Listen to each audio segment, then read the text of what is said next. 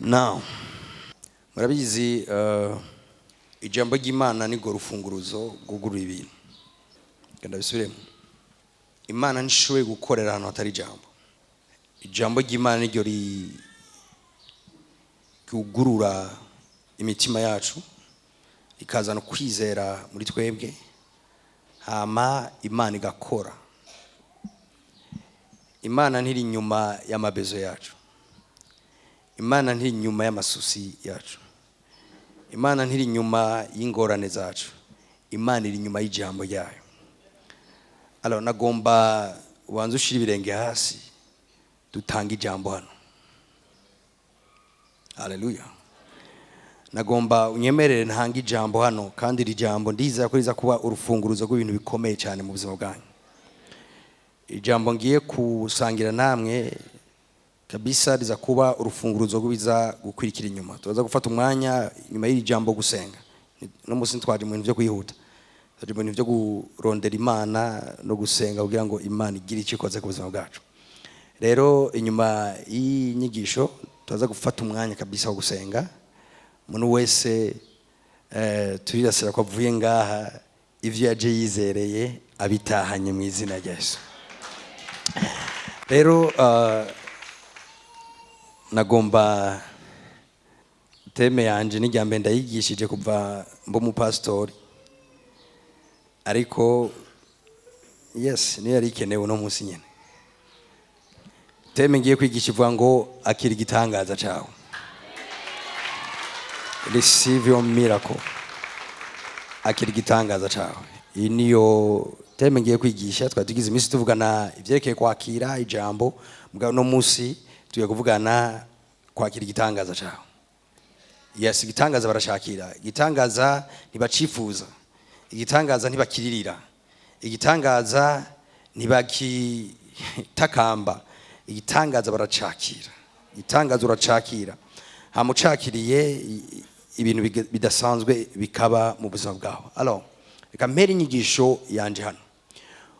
Birashoboka kuri ngaha wiyumvira ngo ni juste dimanche, isanzwe nko muranja mu yandi ma dimanche, ariko nagomba mbanze mpindukize ivyiyumviro vyawe gato, ndakubwire ko iyi si dimanche co kimwe nimwe wari mu dimanche heze. Iyi ni dimanche iri special. Iyi ni dimanche Imana akwiteguriye mu buryo bw'umwihariko. Nama mbona mu bijyanye no kwakira abantu, iyo witeguriye umuntu atiteguye birabishe. Iyo witeguriye umuntu atiteguye birabishe. Mbwa iyo witeguriye umuntu yiteguye biba biryoshe. Alors Imana yakwiteguriye, ifo ko witegura nawe. Haleluya. Imana yakwiteguriye umunsi, ifo ko nawe witegura. Sinzi ingene wisanze muri kino kibanza. Birashoboka ko hari umuntu yagutumiye, ariko nagomba ndakubwire ko nturi ngaha kubera ukwifuza k'umuntu. Uri hano kubera ko Imana yaguteguriye amazimano muri kino kibanza. Uri hano kubera ko Imana yakwiyumviriye ko d'une façon spécifique cyangwa se mu buryo bw'umwihariko Imana ikuzi muri kino kibanza nka wewe apana mugwishe. Rero yakwiteguriye nka wewe mu izina apana muri masse. Byo gituma ivyo uhorahagiye kuvugana nawe uvyakire nka wewe. Uvyakire ku giti cyawe, uvyakire bigire gwawe nka wewe nyene ku giti ciwawe. Haleluya. Birashoboka ko waje ngaha ufise ikibazo, uvuga ati Mana ndipfuza gukora kuri iki kintu. Nkuko waturongoye yavuze, ndakunda abantu barongora programme bari connect. Yakoresheje amajambo meza narinze konza gukoresha kandi ngenda yasubiremo. Nagomba kubwire ko nimba waje muri kino kibanza ufise ikibazo, uri mu kibanza ciza cinyisho. Amen. Nimba waje muri kino kibanza witeze guhura n'Imana, Imana waje uronderera ingaha, yaje guhura nawe, kandi Imana yaje guhura nawe ni Imana y'inyishu. Haleluya. Si Imana y'ama promesse, si Imana ikubwira ngo okay nzobiraba. Ni Imana ikora, irakora, kandi nuno munsi yazanywe no gukora. Haleluya. Birashoboka waje hano hantu ufise ingwara mu mubiri wawe ugendanye yaciye igihe, nagomba ndakubwire ko Imana waje kuraba ni Imana ikiza.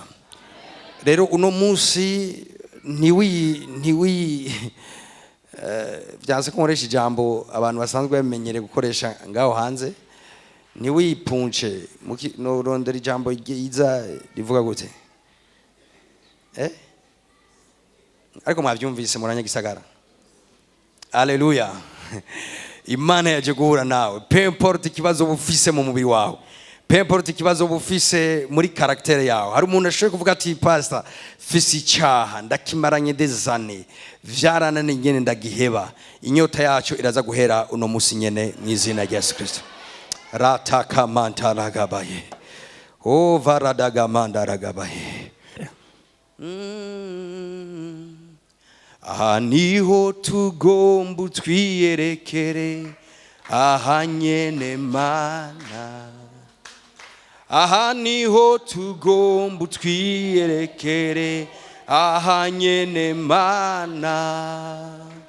Aha niho tugomba twiyerekere, aha nyene Mana.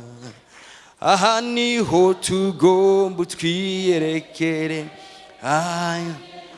Nta kindi kibazo cyiza gusumba iki, nta wundi mwanya mwiza gusumba uyu. Umwanya mwiza n'uyu nyene, ikibanza cyiza ni iki nyene, kandi ijambo rikenewe rifungura ibintu ni nyene tugiye gutanga mu izina rya Yesu Kristo. Abizera ibyo basemerera amen. Haleluya. Abantu bizeye kuko baje atari ko batabasemerera amen. Bwira ibibazo byawe ati wa bibazo byawe, bwira ibibazo byawe ati wa bibazo byanje, uyu munsi ndakwikunkumura usigara muri kino kibanza mu izina rya Yesu. Wangwara we, uyu munsi ndakwikunkumura usigara muri kino kibanza mu izina rya Yesu Kristo. Amena. Ndacyariko ndarondera faith yawe, ndacyariko ndarondera ukwizera kwawe, sindatora neza ukwizera kwawe. Haleluya. Niganza mugenza mubwira ati undabe neza, inyuma y'iri koraniro sinzoba nkiruyubona. Inyuma y'iri koraniro ubuzima bwanje ntibuzoba bugifise ya nkuru bwari bufise imbere y'iri koraniro. Mubwira ati inshuti yanje, inyuma y'iri koraniro ubuzima bwanje, izina ryanje bigiye guhinduka ukundi mu izina rya Yesu. Amena. Nube nko amugabisha twariko turiga kwa Mungu, yavuga ati muvugishwa n'Imana prophet ati no, ejo ibintu byo byahindutse ejo. Ifu ingani gogorese neza ejo yo bigugwa shekeri imwe. Ifu ya sayiri meze neza ejo yo bigugwa shekeri imwe. Nababwiye akantu, abantu bose batizera bama babiraba bagapfa batabiriye, ariko abizera barabiraba bakabijya. Haleluya. Vuga ati kiri gihe canje cy'impinduka, ikiri gihe canje cyo guhura n'umwami. Imana ishoboye guhindura ubuzima bwawe ijoro rimwe. Imana ishoboye guhindura ubuzima bwawe umunota umwe, isaha imwe. Imana ishoboye guhindura ubuzima bwawe mu kanya gatonyi cyane. Nagomba kubwira ko Imana idakeneye igihe kinini ya cyane kugira ikore ibyo igomba gukora. Imana ibyo igomba gukora irabikora, kuko Imana simbohe y'uyu mwanya turimo mu izina rya Yesu. Ndacyariko ndarondera kwizera kwanyu, sindatangura kwigisha, ndacyariko ndarondera kwizera kwanyu. Haleluya. Vuga ati kini gihe canje cyo kwinjira mu masezerano, iki ni gihe canje cyo kubona ibyo nizereye, iki ni gihe canje cyo gutambukira mu byo nabwiwe igihe kinini mu izina rya Yesu. Ndabizi ko ngahicaye abantu b'amasezerano, ndabizi ko ngahicaye abantu bavuganye n'Imana ibintu bikomeye, ndazi ko ngahicaye abantu bafite ama conviction akomeye. Nagomba kubwira ngo hari igihe cyo gusezeranirwa, hari n'igihe cyo kwakira ibyo wasezeraniye, hari igihe cyo kuvugishwa ku buzima bwawe, hari igihe cyo kwinjira mu mvugishwa, hari igihe cyo kwakira ijambo, hari igihe cyo kugendera mu byo wakiriye. This is your time. Mentaragabandagabaye. Ndacari ko ndarondera kwizera kwanyu. Mentakereboshitarabaya. Mentokirabasekele mentarabaye. Vuga tuhoraho. Vuga ati Imana yanje ni El Shaddai. Imana yanje ni Imana mushobora vyose. Imana yanje ni El Shaddai. Abo twari kumwe Dimanche muratahura icyo ari cyo El Shaddai. El Shaddai bisigira ngo ni Imana idakeneye bekiye y'umuntu numwe. Ni Imana idakeneye ede ifashanyo y'umuntu numwe. Ni Imana ivyigomba bikora kandi umwanya ntuyobrije ryari bikora. Ni Imana itegeka ibihe, ni Imana itegeka iminsi, ni Imana itegeka amezi, ni Imana igenga ibihe.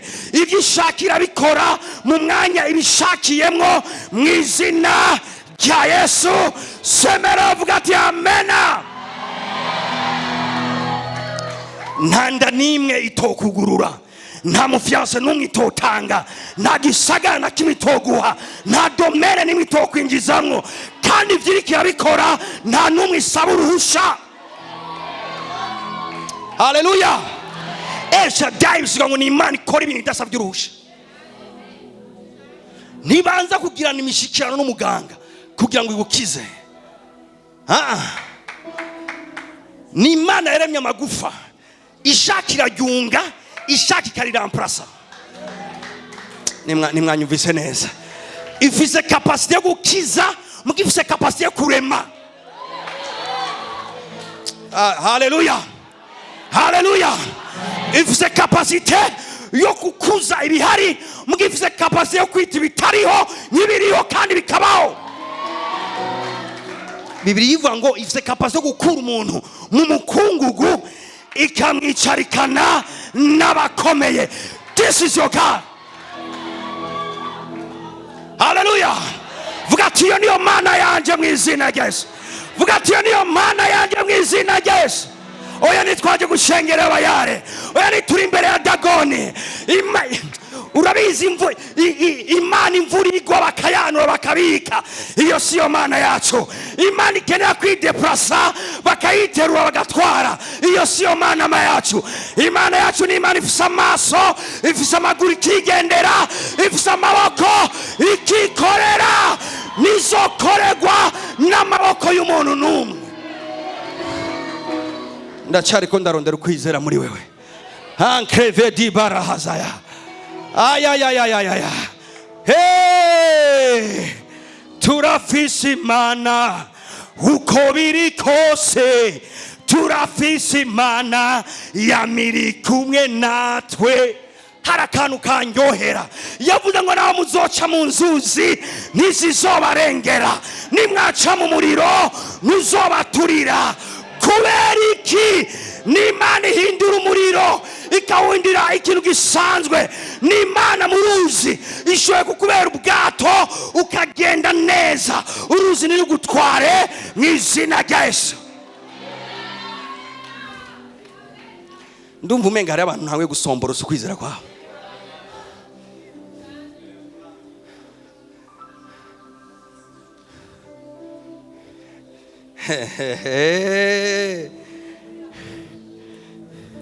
Maruka zobreteke baya. Jesus. Umugabo umwe aza kuri Yesu akeneye igitangaza. Aramubwira ngo nimba hari icyo womfasha, wo kimfasha. Ngo nimba ushoboye kunkiza, wo nkiza. Yesu akiramubaza ngo urambaza ngo nimba. Unyitiranije n'Imana ifise intege nke. Unyitiranije n'Imana bishoboka uno munsi ejo bikayinanira. Unyitiranije n'Imana itatona ivyikora. Ntabwo ndabwira ngo Imana yacu nitatona. Ikora ivyizi. Ikora ivyizi. N'umuhinga mu vyikora. Now let's go. Reka tugende. Ngiye kuvuga ibintu nka bitatu byo kugurura umutima wawe kugira wakire. Tugiye gutangura kurabira hamwe ikintu twise kwakira igitangaza cyawe. Kwakira igitangaza. Ara kugira wakire igitangaza ifo ko ufise gutahura kwiza. Twagiye. numva ngomba kubwira abantu bagwaye no musi murakira mu izina rya Yesu. Numva ngomba kubwira abantu bahagaze imbere y'imiryango yugaye kandi igihe kirekire. Today is your day.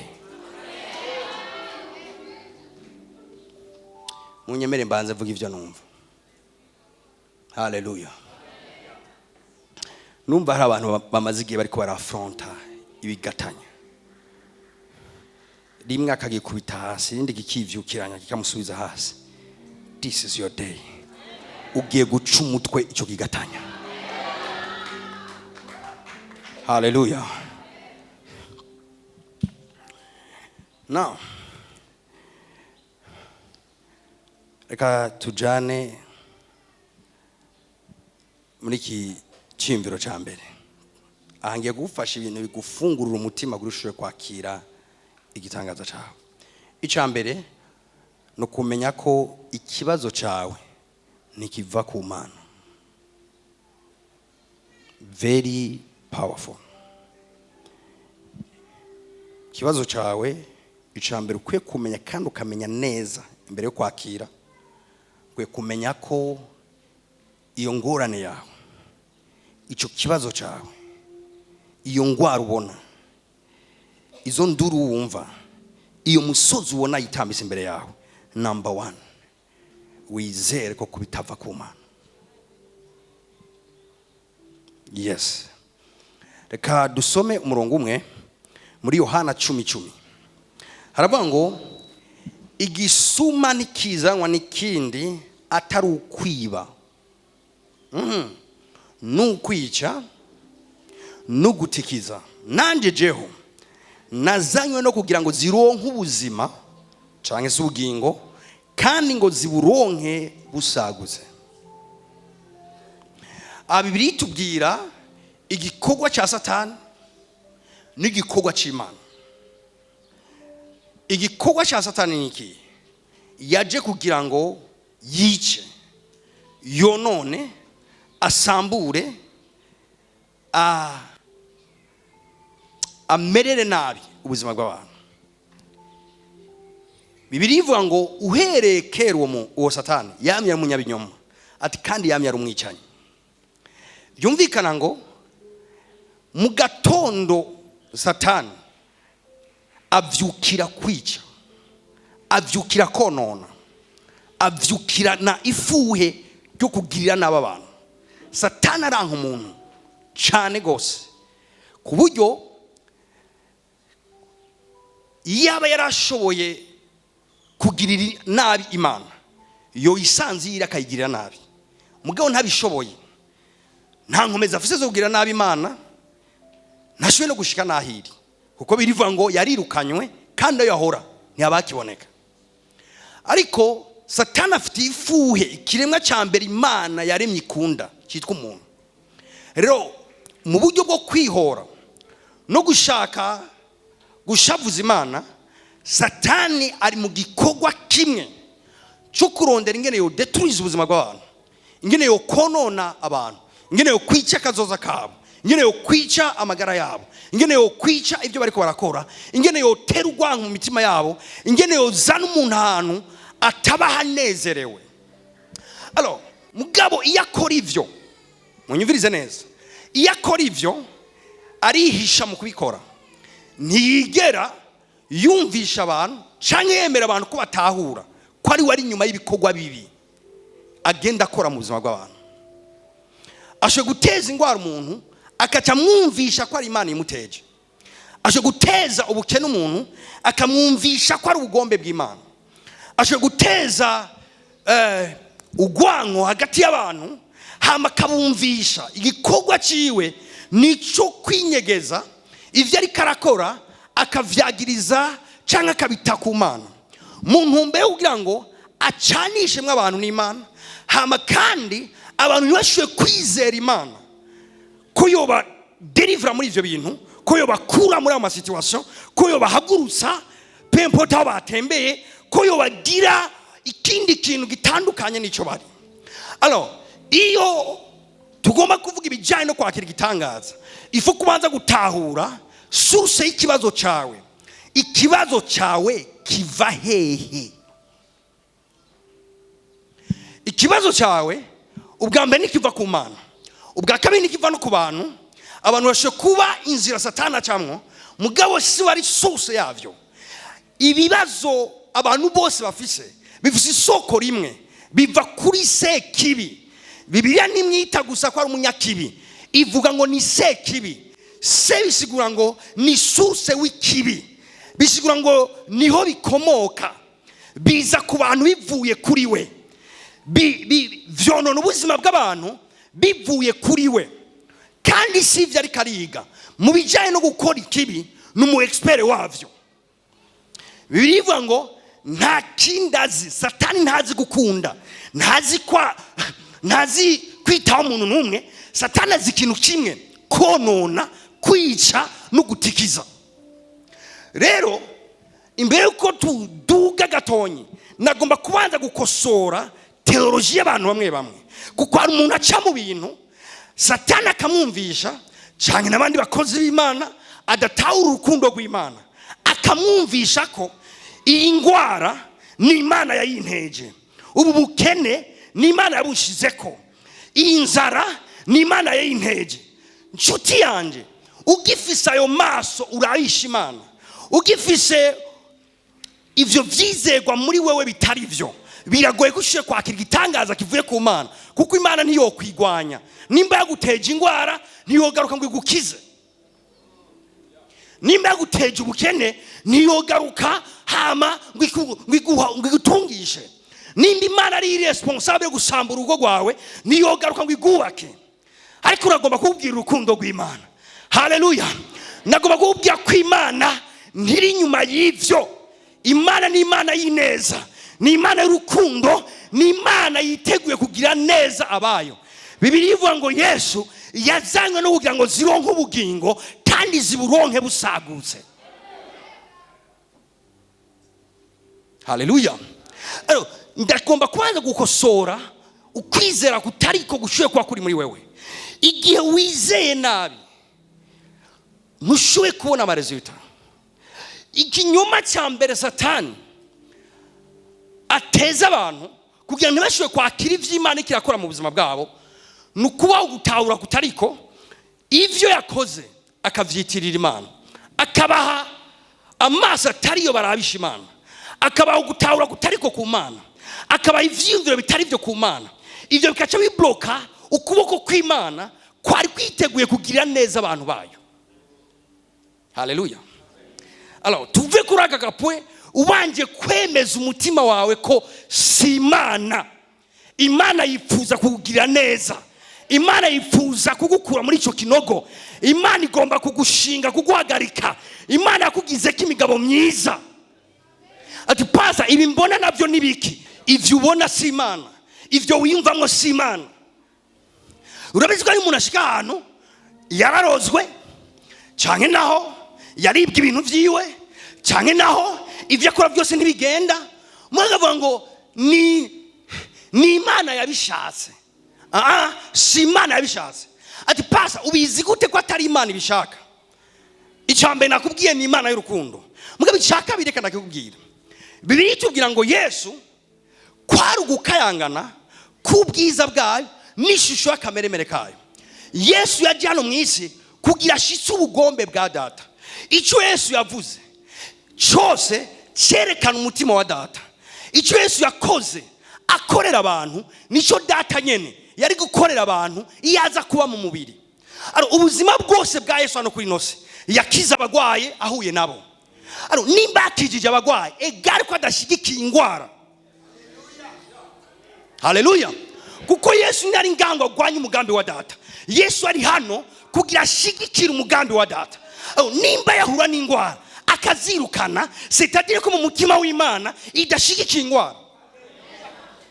Haleluya! Imana ishimwe. Yesu nimba yahura n'abadayimoni akabirukana, c'est-à-dire yuko idata adashigikiye kubohwa, nashigikiye gutwazwa ituntu n'ubuja, Nuwaba uvuga ngo ndagwaye n'ubugombe bw'Imana, nuwaba uvuga ngo ndaboshwe n'ubugombe bw'Imana. Icambere banza wumve ko atari ubugombe bw'Imana, ni Satani. Haleluya. Yesu umunsi umwe baraza baramubwira ati Yesu turakehaniwe. Havuga ati nimba mukehaniwe ndafise icyo nokora. Afata ahindura amazi mu vinyo, hama havuga ati bahe banywe. Kubera iki? Ni kubera Yesu ntakunda umuntu akehanirwa. Ikintu cyose yakoze kirevera umutima wiwe. Undi munsi amubwira ati turi kumwe n'ishengero ryinshi kandi rirashonje, ryahereye mu gatondo ridukwirikira ryumva ijambo ry'Imana. Yesu yababwira ngo bagaburire. Yesu si inshuti y'inzara. Urabona ari igihe dusonza ugakura ushonje, wakura naho nyene inzara ntihere, hamugate ukibaza ngo inzara iri normale. Mu maso y'Imana inzara nti normale. Imana yifuza kurya kandi ukagira igukwiye. Reka mbenda birenze ko ugafasha n'undi muntu adafise icyaja. Haleluya. Uri mu bantu bizera ngo shonje kubera Imana, nta gitangaza cyo gukira inzara wo kwakira. Uri umuntu wizera ngo nkenye kubera Imana, nta gitangaza cyo gutungisha ushoboye kwakira. Nicyo gituma ngomba kubanza gukosora theology iyo biri muri wewe. Ushoboye kuba yumvisa ahantu, ushoboye kuba bisomye ahantu, ushoboye mbere kuba ibihe byarakwemeje ko ariko bimeze. Mugara ngo ndakubwira ngo Imana iragukunda kandi ntifatanije na Satani kugusambura. Haleluya. Imana nabwifatanije na Satani kugusambura, nabwifatanije na Satani kwica kazoza kawe. Imana yifuza kugirira neza. Turaba abantu bumvise bimejeje kuvuga kuri po ya mbere. Yes, aho mu nzira neza kwakira igitangaza.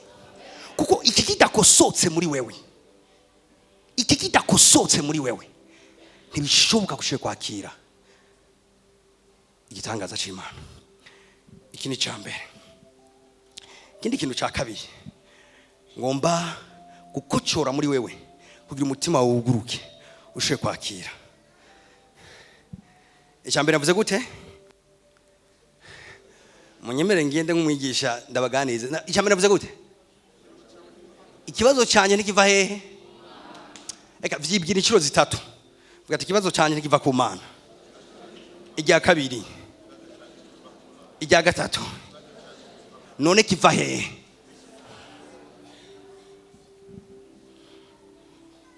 Bibiliya ivuga ngo Imana ntigeragezwa n'ikibi, nicyo gituma atanukigeragereje.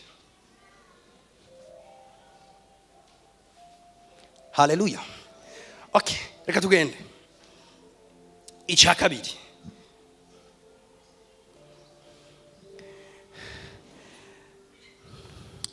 Imana igufuse ku mugambi w'amahoro. Icambere ikibazo cyawe nikiva ku Mana, ndabimenye. Mugabo none nmenye ko ikibazo cyawe kitava ku Mana, none Imana inyumvira kwiki, yateguye iki kuri jewe. Aha, Bibiliya tugomba dusome Imana igufuse ko umugambi w'amahoro. Musomere Yeremiya. Ufise Bibiliya, ufise microphone asomere. Yeremiya igice cya 29 umurongo wa 11. Yeremiya 29:11 avuga ngo kuko nzi ivyiyumviro mbiyumvira. Kuko nzi ivyiyumviro mbiyumvira. Ni je uhoraho mbivuze. Pastor tugende pole pole. Ariko abwira nde? Je muvuze ngo twebwe sindavyumva. Ariko abwira nde? Wewe, ariko abwira jewe, ariko abwira wewe. Kuko nzi ivyiyumviro nkwiyumvirako. Aha nagiye kubwira ivyiyumviro society kwiyumvirako. Nagiye kubwira ivyiyumviro abo mukorana bagufiseko. Nagiye kubwira ivyiyumviro vya tiers monde. Eka agomba kubwira ivyiyumviro Imana igufiseko. Kuko nzi ivyiyumviro nkwiyumvirako. Kuko nzi aha bavuga ngo ivyiyumviro, ahandi bavuga umugambi cyangwa bakavuga projet. Amen. ni nka Imana ikivuga ngo kuko nzi umugambi nagize ku buzima bwawe. Hey sister, Imana yagize umugambi ku buzima bwawe. Imana yarigeze gutora ikaye irika amapaji angana n'abantu bose yaremye. Yavuga ati nganda ashize nkesha Imana Egide. Ati Egide, kwisi ndakurungitse uzokora ibi, ubuzima bwawe buzomera gutya, uzokwiga ibi, uzokora ibi, uzobera umugisha aba bantu, uzotera imbere. Imana iragira umugambi wose irawuheza kandi ntiyakwibagiye. Nta muntu numwe muri cyo kibanza Imana itiyumviriye ko mu buryo bw'umwihariko. Reka mbere ndabaprove gato. Bivanye n'uwo mugambi Imana yakidesida igihugu uvukiramwo, abavyeyi bakuvyara, idesida amashure wiga, idesida abo muzobana, idesida ibintu byose bifatanye na wewe byose, idesida n'umubiri uzokwambara n'urukoba nyene uzoba rusa. Ntazari nimwe irimo, ntazari irimo kuba utabaye umuzungu, biyafatanye n'ivy'Imana yakwimviriye ko. Ntazari irimo kuba utavukiye muri Amerika, biyafatanye n'ivy'Imana yakwimviriye ko igatuma uvukira ngaha. Ntazari irimo kuba utabayeho muri Milwisa. Umugambi wayo ufatanye n'iki gihe nyene. Haleluya. Ntazari irimo kuba wavukiye mu ntara kanaka. Imana yakwiyumviriye ko neza, hama itangwa gushitsa umugambi wayo uhereye umunsi yagushira mu nda mama wawe. Haleluya. Vyumvikana ngo na mama wawe ntazari rimwe, si umugambi wa so na papa wawe bimvira ati tuvyara umwana hama cyavuka wewe. Ni umugambi w'Imana yahuje so na mama wawe kugira ngo bikunde ishitse ku mugaragaro ico yimviriye avant la fondation du monde. Haleluya. Kuko nzi vyimviro mbimvirako kubw'uyo mugambi nyene. Bamwe bize amashure kanaka kubw'uwo mugambi nyene, abandi bisanze mu bisagara kanaka kubw'uwo mugambi nyene, abandi bisanga bakunda ibi badakunda bijya, bisanga bafise ability badafise ijya, bisanga bashoboye ibi bisanga ntibashoboye bijya. Nta numwe adafise icyo ashoboye bivanye n'umugambi Imana yamwimviriye ko kera amatanguro y'isi ataraba. Haleluya.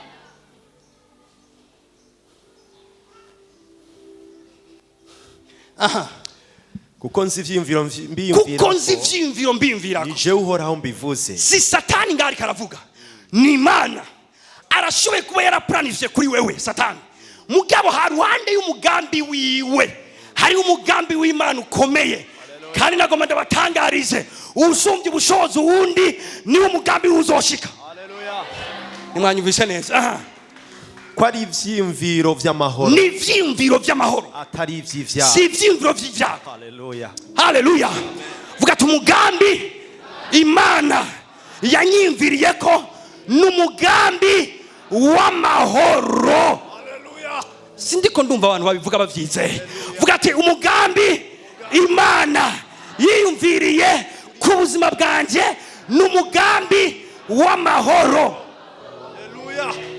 None ko wimvira ngo kanseri Imana yayizanye mu mugambi w'amahoro, kanseri irimo. Haleluya. Avuze umugambi w'amahoro wibaza ko ubwo bukene burimo. Avuze umugambi w'amahoro wibaza ko izo stress urimo zirimo. Mu mugambi w'amahoro ni uw'amahoro nyene. Imana ivuze amahoro n'amahoro. Ndakeneye kubaho umugambi Imana yanyimviriye ko. Ndakeneye kubaho ivyo Imana yaplanifye kuri jewe.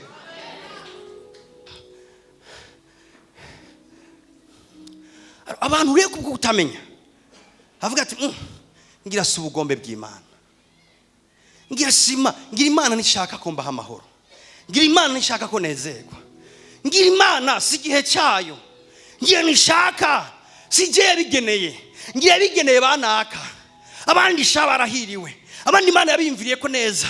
Mugabo jewe twohura no yibaza, mwohura ntacyo yibaza kuko yo kikwereka umugambi yakwimviriye ko. Amen. ahubwo maramahazwa ko utawushikije mugabo this is my day. Hallelujah. Hallelujah. Yarakwimviriye ko mu vyimviro vy'Imana urimo, mu mugambi wayo urimo. Ushaka kuba ufise ubuzima utifuza mugabo hari ubwo Imana yaguteguriye. Ushobora kubaye ukuntu utifuza mugabo hariho ivyo Imana yateguye kuri wewe. No musinaje kugukuza no mugambi w'Imana. Hallelujah. Naje kugufasha ngo uhure umugambi w'Imana ku buzima bwawe. Amen. Ahora iyo murakura iwa mubwira ati ntacu uzovamo. Umwigisha akamubwira ati ntacu uzovamo. Akoza akamubwira ati uri kijuru ca mbere hano. Mugabo n'abantu bavuze ivyo Imana yafise ivyo yimviriye kuri wewe. Tubanze twemeranye ngaha imbere ko twavanze. Tubanze duhagarare mu kwizera kumwe. Hari icyo Imana yakwimviriyeko. Kandi icyo ni cyiza.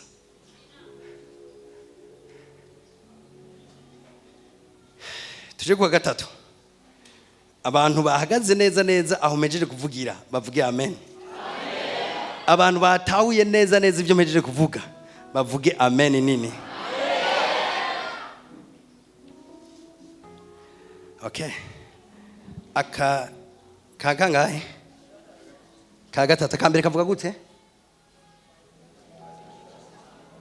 Ikibazo cawe nikiva ku Mana.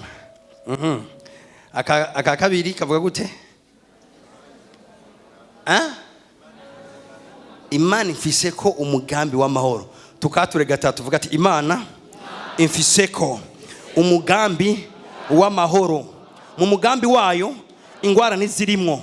Mu mugambi wayo kuri jewe ubukene ntiburimwo. Mu mugambi wayo kuri jewe ivyaha ntibirimwo. Mu mugambi wayo kuri jewe kuboha ntibirimwo. Mu mugambi wayo kuri jewe n'umugambi w'amahoro mu izina rya Yesu.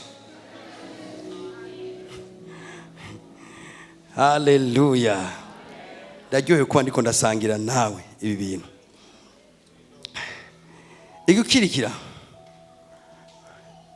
tugiye gucaka ngahe ca gatatu.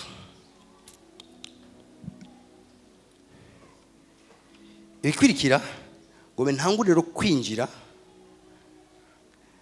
kamanda kubwira ibinyoma. Hallelujah. Ibinyoma nka bitatu wo kwirinda kugira igitangaza c'Imana ntuzogitakaze ahantu ari hose kizwa gikeneye kucakira no musi urimo. Icya mbere no kwimvira kw'Imana yagutegura ibibazo kugira kwigisha. Amen. Bani Imana yafise ama information akwiye yose kugira kwigisha. Hari umuntu agwara ingwara akavuga ati Mana ushaka kunyigisha iki muri no ngwara? Sawa.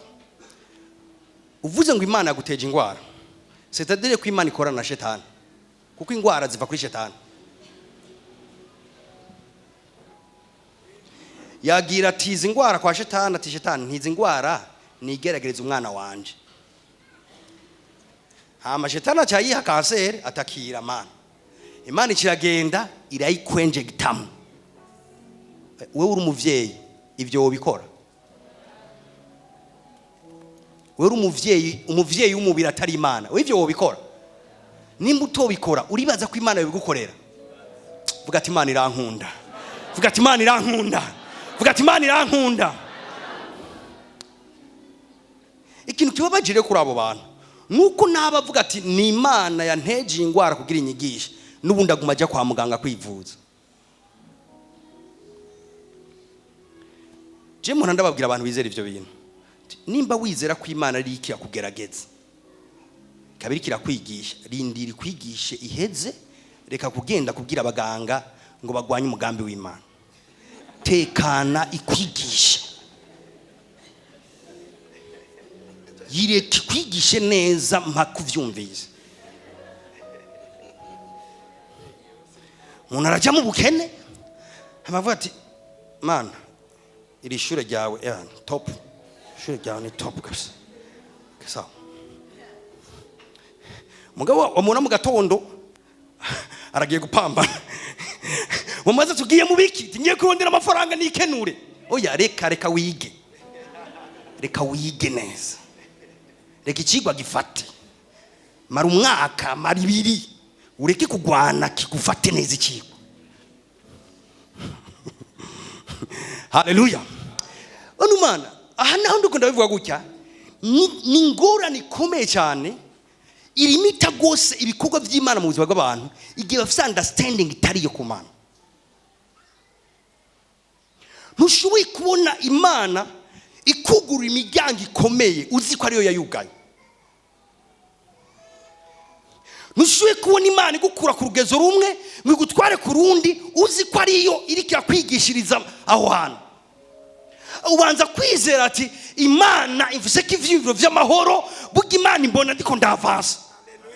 Biriva ngo izere y'umugororose imeze nk'umuco wa gatondo utera ugwira gushika kegose ikongera ikavuga ngo umugororose ava mu bwiza aja mu bundi. Aro vyumvikana ngo mu mugambi w'Imana ivyo nibirimwo, ibintu byo gustagana imyaka 2 3 5 nibirimwo.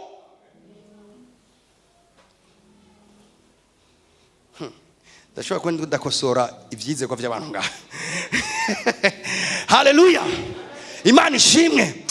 Vuga ati Imana irankunda cyane, Imana irankunda kandi ndabizi. Musumwe Yesu hashika munzu kwa ina bukwe wa Simoni asanga gwa inyonko malaria umururumbura mwinshi. Birivuga ngo amukorako ngo ubushuhe buca burahera, hama buheze aca aragenda arabaserva aryohewe. Ibyo ni Imana igomba. Reka ndabafashe abantu Imana. Ingwara ndayanka n'umutima wanje wose kuko ni Imana irayanka. Kandi ndabwira igituma ndafise ibintu bibiri nanka cyane. Amen. Mbere ni bitatu. Reka mvuge nk'Imana. Imana iti ndanka ibintu bitandatu mbere n'indwi. Nanjye ndanka bibiri mbere ni bitatu. Icyambere ndanka icyaha n'umutima wanje wose. Umviriza igituma nanka icyaha. Icyaha ushake ukibike kizokumara amazi umunsi umwe. Icyaha nikibikika kimeze niko gufata ipasi ishushe ugashira ino ngurabise enjuru izoguturira usange warekuye. Icyaha nikibikika. Icyo ni ikintu cya mbere. Icya kabiri ndanka ingwara n'umutima wanje wose. Umviriza igituma nanka ingwara ni kubera ko ingwara izokudindiza mu buzima. Ingwara ishoye kudesida kumara amezi 3 atacukoze ukamara amezi 3 atacukoze. Ingwara ishoye kudesida kumara imyaka 2. Reka ndabivuga ubundi kuntu kwigutwara ubutunzi bwose warondeye imyaka 10 ikabutwara ku ngwara imwe gusa ukacucika umukene ku itapi abandi bose bari. Nigikoresho cy'umwasi cyo kudeturiza ubuzima bw'abantu. Haleluya. Ingwara ishoye kugukenesha ijoro rimwe. Ingwara ishoye guhindura amateka yawe. Uyu mugambi w'Imana tuko turavuga nushoye kushitsa ugwaye. Andiko ndabigisha kubera nkomeye. Iyo abona komemba n'umwitabe ko aramvura. Nimwari kumbona ngaha. Aro kimwe mu bintu Satani akoresha kugira ngo arimite umugambi Imana yumvire ku bana bayo ni ingwara. Ateza ingwara imibiri y'abantu. Kandi tukaje tuzemera ngo umugambi w'Imana. Imana isho gutegura umugambi hamiguye n'ingwara. Umuntu agwaye nta mugambi ashitsa. Vuga ati amagara meza n'umugabane wanje. Mwizina rya Yesu. Haleluya. Nta muntu numwe yituye Yesu agwaye. Yesu amubwira ngo genda nzoza kugukiza hanyuma. Nta numwe. Kubera iki yarabizi ngo uyu muntu agwaye sefi nivyo namwiyumviriye ko nivyo yiyumvira n'ubutunzi bwiwe biriko birahera. Musi ngahura n'umudamu yaramaze imyaka 12 agwaye butinyanga. Bivuga ngo yari yaramariye ibintu vyiwe kubavuzi. Uribaza Yesu agira umubabaro ukomeye cyane. Fati yawe umuntu yorondera ubuzima bwiwe bwose hamwe yarondeye akaje bimarira kubaganga. Ngabo umugore ndamukunda arizera. Havuga ati jewe ndize ko naho nokora kuyonga bw'impuzu ziwe ndaza gukira. Ngira ndagashike ko mu mwanya. Haleluya. Haleluya. Vuga ati ndanka ingwara. Icya gatatu ndanka ubukene n'umutima wanje wose. Ukenye nuzopfushikije ivy'Imana gutumye. Ariko bari uzopfusega upfe upfa umerewe nabi, upfa wifuza, upfa umeze nabi. Mugabo ndakunda Imana. Imana abantu bose yagendanye nabo yarabahezagiye. Nimba namwe muri kumugendana n'Imana izobahezagira. Nimba Imana disponibility umugisha egare ko yanka ubukene. Genda ubaza Aburahamu yo kubwira umutima w'Imana ku bukene. Baza Bayisaka, baza Yakobo, baza abasavyi bose bagendanye n'Imana. Bo kubwira ingene Imana yanka ubukene.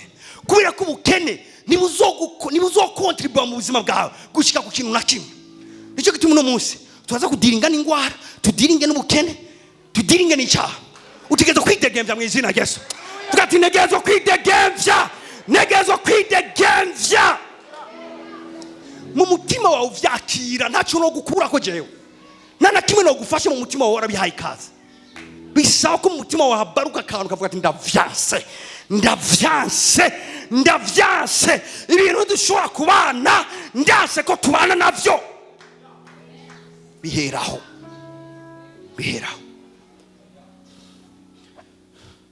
Ndabwiye cyakane nanka ndanka barozi. Umurozi yo bari ngaha vyumve je nawe turi munyankane. Ndanka umurozi n'umutima wanje wose. Kandi sije ndakwanga jenye n'Imana irakwanga. Namubona ndabaravye ngaha nta murozi ari ngaha. Abantu bagize ubwo ati pastor ashaka yabonye umurozi ngaha. Ndanka umurozi n'umutima wanje wose. Mbere Bibiliya ivuga ngo ntibakabeho mu buzima bwawe mu izina rya Yesu. Ntibakabeho mu buzima bwawe mu izina rya Yesu. Ari kuvyanka rero ni kimwe. Mugabo kuba determine kubiheza mu buzima bwawe ni kimwe. Ngo ndagufashe nosoma kuvyanka. Mbega namwe muravyanka. Namwe muravyanka. Yo ko muvyanka rero ngira ndabafashe kuba determine kubiheza mu buzima bwawe. Hallelujah. Cyumusi nafashe umurozi sinzi sho nzomukorera kuko ndamwanya. Musumwe yarigeze kuza avyihenze kaza mu rupangi wanje. Naramukemeye ngira nuba arakiruka. Naramukemeye andi ko ndabibwira gutya nibaza ko urupango ko abantu bose batwegereye bibagiye ati kwa pastor habaye iki. Naramukemeye n'inguvu ndazi ntazofasubiye kwinjira mu rw'iwanyu. Ntazofasubiriye. Vuga ati ndanka umurozi. Iriga abarozi n'aba partenaire ba Satani. Ati pasa yo bari mama naho. Iriga nawe n'umu partenaire. Numufatanya bikogwa na Shetani. Muwo Bibiliya ivuga hano gira ikibazo ku bavyeyi b'abantu. Muwo Bibiliya ivuga ngo ntibabeho ngejejaho. Ifo gusenga gushika uburozi buvuye mu muryango wanyu. Hallelujah. Baramera nabi. Ni kimwe kuvyanka. Reka tujana ahantu gatonya.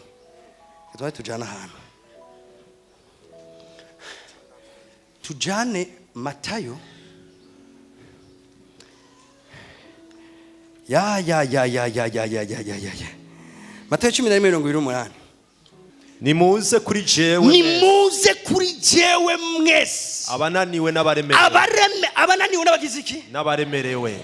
Ikintu cyantangaje kubera Yesu atavuga ngo ndaje kuri mwebwe, akavuga ngo nimuze kuri jewe. Nagukunda ntagukura k'ibintu udashaka. Nico gituma atavuga ngo ndaje kugukiza, avuga ati ngo ndagukiza. Hallelujah. Kuza egare ndizera.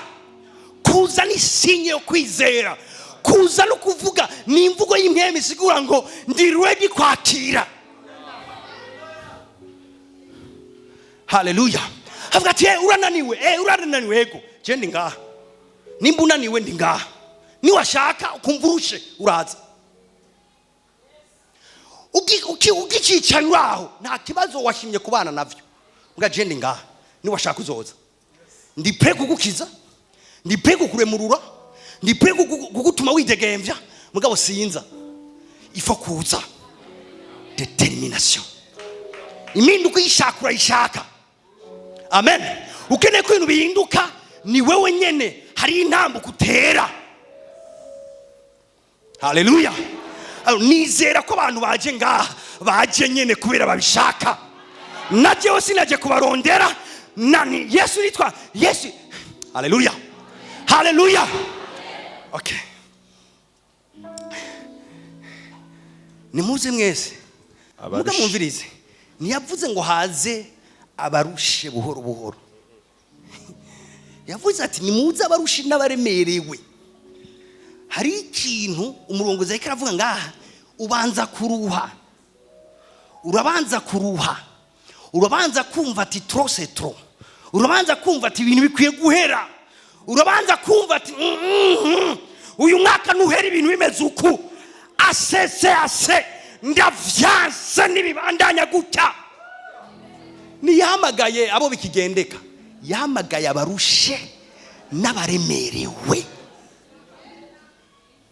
Ukiri umuntu uvuga ati je biracyagendeka, je bimeze neza, je kameme si bibi, c'est pas grave. Nyumviriza, uri mu bintu bya c'est pas grave. Yesu akurindiriye gushika umanika amaboko ukavuga ati ndarushe, ndakeneye kuruhuka, rero ndaje nkiza. Ntigeze ahamagara wigendeka. Ndako muvyumve ko nimba nkeme yari yomfasha muri aka kanya aguteremwe mu mutima kurambigwa no kumva ati iki kintu iyi koti kuva ndayambariye ife ko ndayikura. Aya mateka yiwanje imyaka ndayagendeyemwo ife ko ahinduka. Ico kintu kibaruka mu mutima nico bita kwizera. Kwizera so kumva. Kwizera ngushira kwihereza ibintu. Ati pasa none hacabi iki nizeye gutyo. Nyumviriza ibica biba. Imana ishoye kuguha grace kubera ko kantu. Imana ishoye kuguhuza n'umuntu kubera ko kantu. Imana ishoye kuguha icyumviro kubera ko kantu kabarutse muri wewe. Imana ishoye gukreya inzira ugasanga imbere yawe inzira kubera ko kantu kabarutse muri wewe. Mbwa katarabaruka izo nzira ntizizopfa zibaye krey. Abantu barambiwe bavuga ati ndarambiwe. Oya iyo mvugo yanyu se abantu barambiwe. Baritimayo yicaye ngaho. Baritimayo ikintu ndamukundira natarazi Yesu nk'uwamubonye kuko yari impumyi. Mbwe yazi Yesu nk'uwamusomye. Ati paso bizi gute? Igihe yasemera avuze ati Yesu mwana wa Dawidi. Niumva ko yarazi urukurikirane rw'ingene Yesu yabayeho.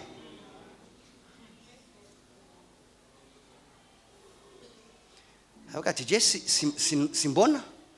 Mugabo ndumvise ko Yesu aciya. Ngira baje ati yo bari wa Yesu mwene Dawidi. Ati nujya ati sawa. Umva ntiyabona hageze. Mugabo gwamurashe kugumva rukiri hariya. Avuga ati nibagume banyegera. Ararindiriye ati emwe aha ndakira cyane nkire. Haleluya. Ubwami bw'Imana ababunyakura babunyakurisha ubuhizi. Muri iryo gugu ry'abantu bagendanira Yesu harimo n'abandi bafite ibindi bibazo. Mugabo baguma bagendanira Yesu. Barashonje bagendanira Yesu. Basize ibibazo muhiri wabo baguma bagendanira Yesu. Mugabo Baritimayo ari ngaho. Avuga ati mumbwire gusa kwa nyegereye cyo nikorera. Ati none ubigira gute? Ndakoresha igikomeye. Amaso ntabona mugakanwa karavuga. Avuga ati mundindire gusa. Yumvise ugwamo rumwegereye. Acarasemerera ati Yesu mwana wa Dawidi ngiri imbabazi. Mu buzima abantu batahuye n'ivyo mwahuye bazokwama baguhoza igihe uriko uritakambira inyisho. Nko muri rikonero wa muntu aravuga ngo urumva ngo nivyo bintu pastor ariko arigisha ngo kubika kuma yigisha ibintu by'ibitangaza ntiyo kwigisha ibyo kwihana sinavyigishije. Oya none ko kuvuga ibyo kwihana ngo mvuga kwihana Dimanche passé ariko ndavyigisha. Iyi ni mesi sinayivuze abantu bagumye basonza kandi barihanye. Erego wihanya rasonza uwihanye aragwara, uwihanye arakena, uwihanye aramererwa nabi, kandi Yesu ari ekilibre. Haleluya. Ubuzima bwo muri Kristo Yesu nibuhengamiye uruhande rumwe, ubuzima bwo muri Kristo Yesu buri ekilibre. Abantu rero bigira ngo nabantu begejwe gose ngo kuma muvuga kwihana, ngo vuga kwihana gusa, vuga kwihana gusa, tuzovuga byose. None Bibiliya yanditse ko mukihana gusa. Ibyo ndiko ndavuga n'ibyanditse muri Bibiliya. Bibiliya tuyivuga igice. Tuyivuga igice. Ibi ndiko ndavuga n'ibyanditse muri Bibiliya. Ayo ni nabantu babuze revelation. Babona revelation imwe gusa. Haleluya. Vuga tugukira n'umugabane wanje. Baritimayo arasemera ati Yesu mwana wa Dawidi ngirira imbabazi.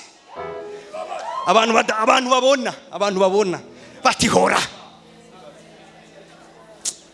Pay attention n'abantu babona.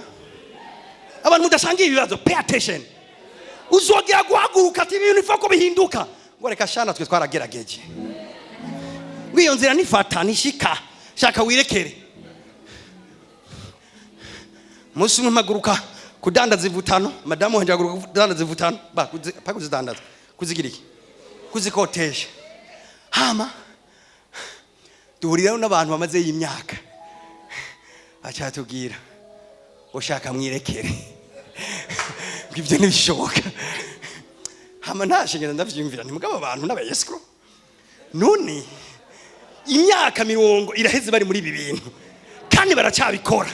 None kubera iki twebwe bashasha batubwira ngo shaka mwirekere? Ndazi gituma niba ariko barasufra nkuko uri kurasufra. Nibumva ububabare ufise, nibumva icari cyo kurara inzara. Hego umuntu yagurukira kisengera hama akavyuka mu gatondo akaza gukora agakora undi muntu akamuraba ngo mugukora nk'impabe.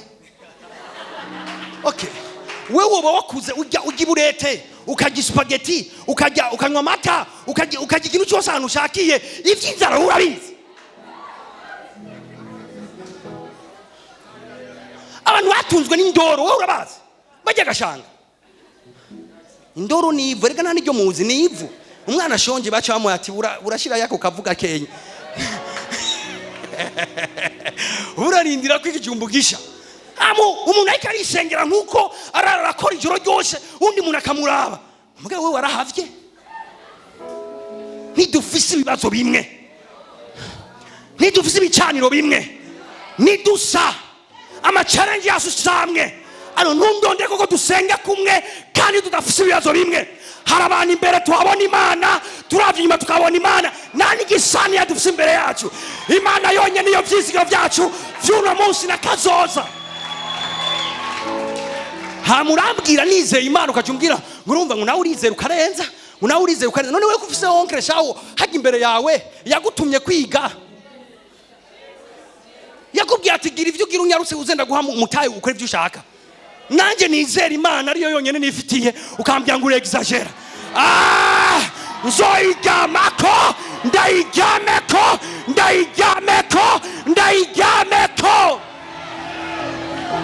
Kandi Bibiliya yanjye imbwira ngo ntawe isi ihoraho azomaramara, ntawe isi ihoraho azomaramara.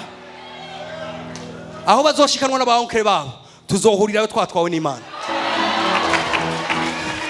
Haleluya. Aho bazoshikanwa n'amakonexo tuzohurira Imana yaduciriye akanzu yatwinjijeyo. Haleluya.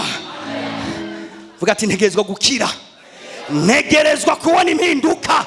Amajwi y'abantu nayo numva, amajwi y'abantu intege nayo numva, amajwi y'ababwira ko bidashoboka nayo numva. Uyu mwaka utegerezwa guhera fisi igitangaza mu izina rya Yesu.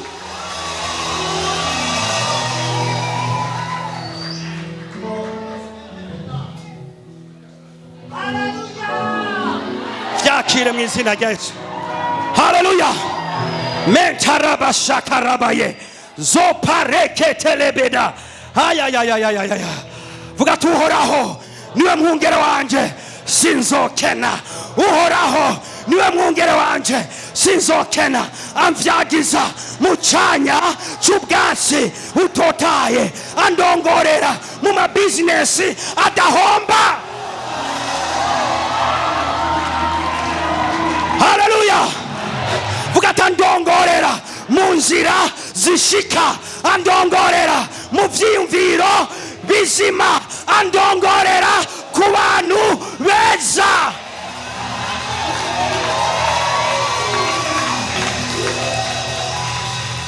Haleluya. Mekareba setalaba. Mbere naho noca mu mwonga w'igitutu cy'urupfu sinzotinya, muba bivamwo sindimwo, nzopambana, nzosunika, nzogwana jusqu'à la fin.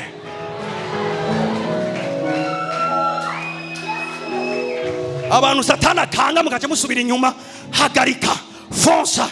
Hari muri ibyo yavuze ngo ziraziritse, ziraziritse, ziraziritse, naho zitonoma, ziraziritse, naho zitona. Hari impangu zimwe zimwe bafata utubwa bakadushira indani, twadushemeje bagaca baduhongora amenyo, bagati we ntuzojura ry'abantu, uzojura bakanga. Ukarengana ati we ukiruka. Oya kareke kaze nikagushikira kakagira ati uzocibona ko atamenyo gafise. Satani niko Yesu yamugize, yamwambuye ububasha, yamwambuye ubushobozi, ntajyana arakangana, ntajyana. Bibiri ivuga ngo gwanya wa mubi nawe azobahunga.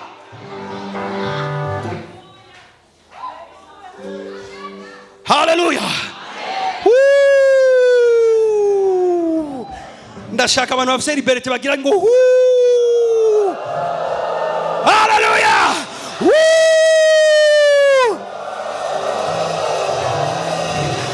Turi imbere y'Imana, ikintu cyose gifite isobanuro. Umunsi umwe abisirayeli Imana babwira ngo zunguruka Yeriko inshuro ndwi, hanyuma muyihejeje muce mwihakamo. Barayizunguruka barayizunguruka barayizunguruka barayizunguruka, bahejeje bihakamo. Twese tuvuga ati something is happening.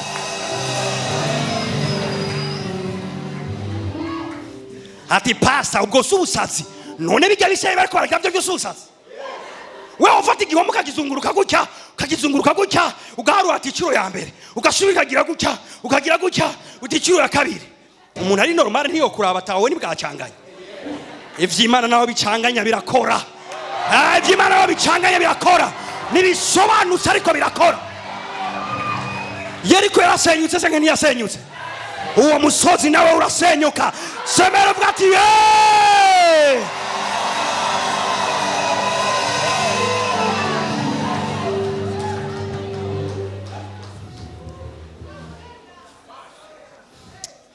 ndi ku kantu kavuga ngo ubwirizwa kurambikwa ko mubanye imyaka 5 kubera iki wavyakiriye,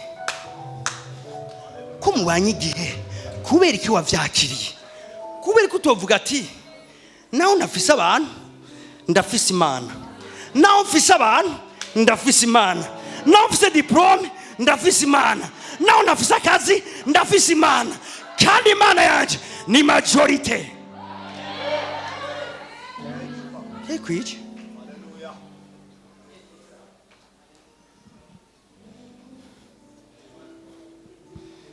tugiye gusenga. Sinzi abantu kwizera kwanyaho kugeze kugira dusenga. Mwumva kugeze he? Kureko kuraduga. Shireka kandi kamwe.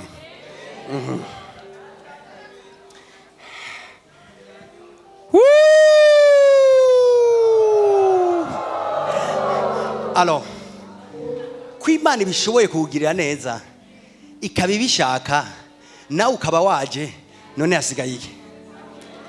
Hasigaye kwakira. Tugira twigire kwakira. Imana hari abantu baciye bavuga ngo haleluya. Imana ibishoboye iri ngaha kandi irabishaka kugira neza, kandi nawe uri ngaha kandi urabishaka. None hasigaye iki? hasigaye gufurayinga. Haleluya, hasigaye kuguruka, hasigaye kwakira.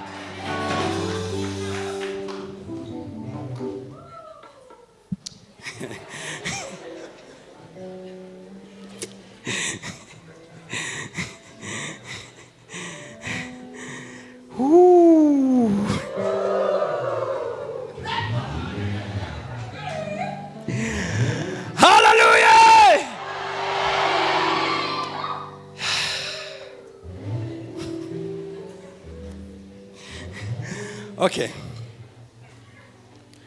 Hari ikintu ngomba kubanza kuvuga imbere yuko tugira. Nako ndavuga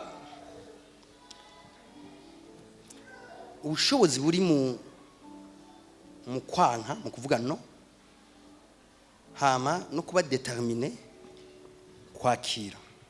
C'est très important. Hari umuntu ari ngaha agomba kugerageza ko bicamo canke bidacamo. Ngari uwundi azi ngo bitegerezwa gucamo. Ibi bintu aya makonviction aratandukanye. Hari umuntu ari imbere y'ibintu avuga ati naho Imana yonkingira nkabisohokamo amahoro, pempo ivyo nohomberamo ntaco. Ngari uwundi avuga ati sintegezwa guhomba ngaha kandi ntegezwa gusohoka nanesheje, intahe izoba y'umwami wanje.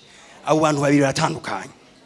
Alors jewe rero singomba nkore ku muntu avuga ngo nimba Imana ibishaka kose kwizera. Umuntu avuga ngo nimba Imana ibishaka. Okay, Imana irabishaka ndabikubwiye. Ati paso wizi gute?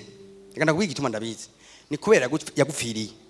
Bibiri ivuga ngo nta kintu nakimwe kindi cyo twereka urukundo rw'Imana kungana ko yaduhaye umwana wayo. Iguhaye inzu si bikomeye, iguhaye akazi ivyo ntibikomeye, ivyo nibitwereka urukundo rwayo. Igitwereka urukundo rwayo birivuga ngo ni murabo urukundo rwa data wa twese uko rungana. Ko yagize iki? Ko yaduhaye umwana wayo. Twebwe twitwa abana bayo mbwa kubera yaduhaye umwana wayo. Ndagomba banze wumviriza akakana. Ikintu gikomeye cyane Imana ari kuguha si ivyo uri kurasengera, ivyo biraciriritse. Utwo tuntu wazanye ku rupapuro turaciriritse cyane. Birivuga ngo kwitimanye umwana wayo ikamutanga ku bwacu twese, izo wirite kutugabirira vyose muri we. Rero shaka kubanza kukumvisha ko utwo tuntu wibaza ko Mana basi raba ugabanye ukora ivyo wifuza, si kibazo cyuko ari byinshi cyangwa ari bike, ni kibazo cyuko eske ndavyizeye. Okay, reka mbanze senyura kandi kantu. Handi umuntu avuga ati jewe pasi ivyo ntuvuga. Je hari undi muntu wigeze kubimbwira aranasengera nta nakimwe cyabaye. None ikintu cyonyemeza ko no musi hari ikintu cyoba ni iki? Ikintu cyonyemeza ko hari ikintu kiza kuba ni ibindi ko ndakubwira nkamwe uvyizera. Amen. Umugabo umwe iyo nkuru bayitubwiye, umugabo umwe araza. Yesu yari mu gisagara, aravyumva ko ari mu gisagara. Hama vyumvise abwira abantu babagenzi bati umviriza umuntu wari yo Yesu ari. Ati sawa turagutwara. Bamukubita ku nderuzo baraterura baramuzana. Bashitse muri iyo nzu Yesu arimo, basanga indani huzuye no hejuru abagwayi buzuye aho. Yesu ariko arigisha ntari karabakiza, buzuye ngaho. Hama mwibaraza baruzuye, ibaraza riruzuye, muri saro haruzuye, sinzi mu vyumba, hanze haruzuye. Hama babantu bamuzanye cyumviro kirabaza ati naho atanzira atani kibanza baduhaye indani tugira tukirondere. Munyumvirize neza, iki nico kidecranche bitangaza, iki nico kidecranche gihagurutse Imana gukora. Nukuta bishira ahantu vuga ngo bishoboye kuba cyanke nibibe. Kubizana ahantu vuga ati ninasanga vyugoye aha ndaja kumenera aha, ninasanga havyugaye ndaza kumenera mbwirizwa gushika kucyo shaka gushikako. Hama acarahaguruka avuga ati none bashe twoshika indani gute? Atoke kwinzira normal idakunze, reka dukre yindi ko mu muryango atanzira twarose, reka turondere yindi. kwa abandi binjiranye tutarose access yo kuhinjirana, reka turondere iyindi nzira. Baca baraduga hejuru. Yesu aracyari karabigisha babwira naho bariko barasambura inzu. Yesu ari ngaha karumviriza bashi ibyo bintu nibiki. Yesu abandanya yigisha. Abandi bantu peteze ko bimvira ati mugabo uyo muntu aravurugana. Nk'inzu wo mubwira yubake yo yubaka. Iga niyo inzu yiwe. Umuntu ashaka impinduka arayishaka nani? Umuntu ashaka impinduka arayishaka. Okay. Avuga ati jewe bavuzopfuma abantu makuyubaka nayisambuye muga nakize. Acari arayibomora. Umva bandandi baguma yimva ati mbeshi ibyo bintu biriko biraba hejuru nibiki. Ntibari bazi ko ari umuntu. Bacha babona ibati rya mbere rakuyeho. Irya kabiri akwa imisumari yarandaguye. Vyose barakuyeho. Je d'abord ndimvira ico kimuga bacuriranye gute. Oya tubanze twimvire gato. Ibaze kiri ku nderuzo. Nimba bateretse kimigozi barakwiga. Sinzi ibintu bagize muga barakiduza bagishika nayo. Nta sasere yari iri mu nzu. Ntimwave muvyihendako. Hama babona babosha imigozi ku nderuzo baratanguye kumanura nka kwa kundi twamanura ibendera drapo. Babona baramanuye buhoro kandi barirasira nk'ubu Yesu ariko yigishiriza ngaha barirasira ko bakororeye hanyene. Yesu aravye kugira ati mugabo ngiye nabona abantu bizera.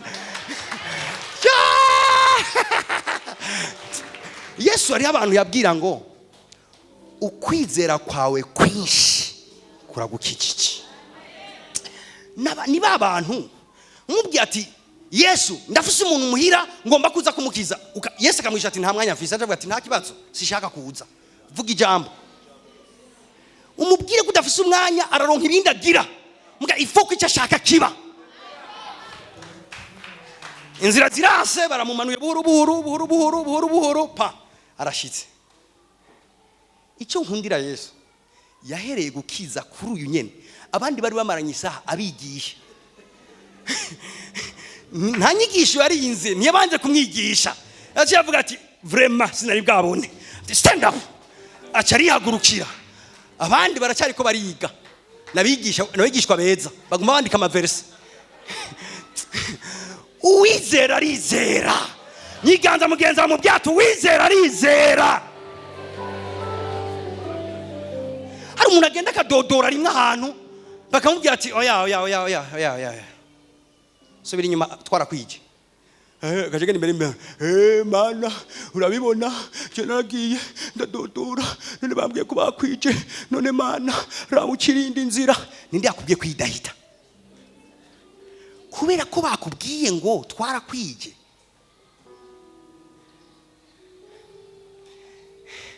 Yesu yavuze ngo nzoheba sheba kubwawe. Hari ibintu byinshi byohebwa kubwawe. Hari amakontra. Haleluya. Hari ibintu byinshi byohinduka mu vyimviro vy'umushefu kubera wewe. Ikibazo duheba vuba. Ukwezi kumwe ibintu bitari kubira marsha. Oh Yesu ni wari warambwiye ko iyi business no ijamwo none raba ukwezi kuraheze. None ukwezi guheze niki?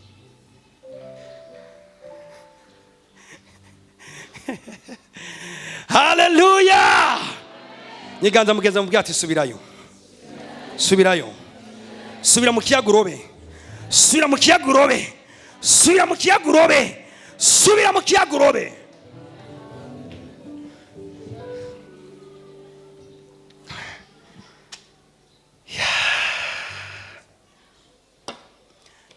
Ndacari kwikajya kandi ndiko ndakadoda. Undi munsi Yesu afatana urugendo n'abigishwa biwe. Bafatanye urugendo Yesu acari ryamira yisegura neza mu bwato.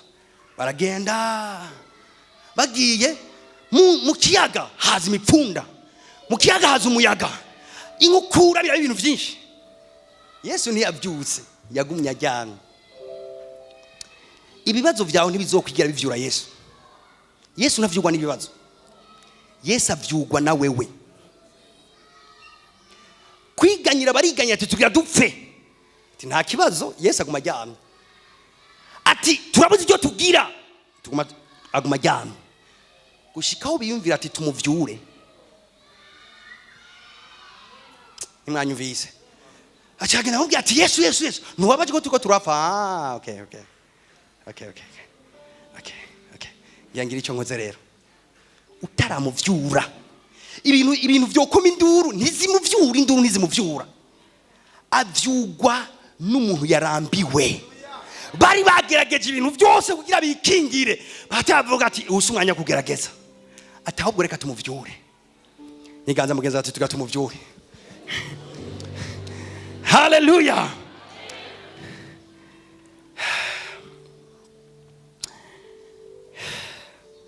Sinzi ahantu ngiye kurangiriza.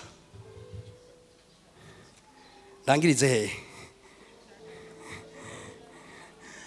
Ibyo ku nimero tanabivuyemo. Hallelujah.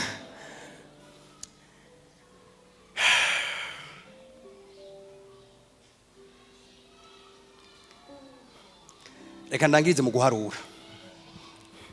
23. Basomera guharura 23. Verset bahere kuri ndwi. Guharura 23. Ngomba kubahagurusa gatonya. Yeah. Abantu biteguye guhaguruka mu mbwira amen.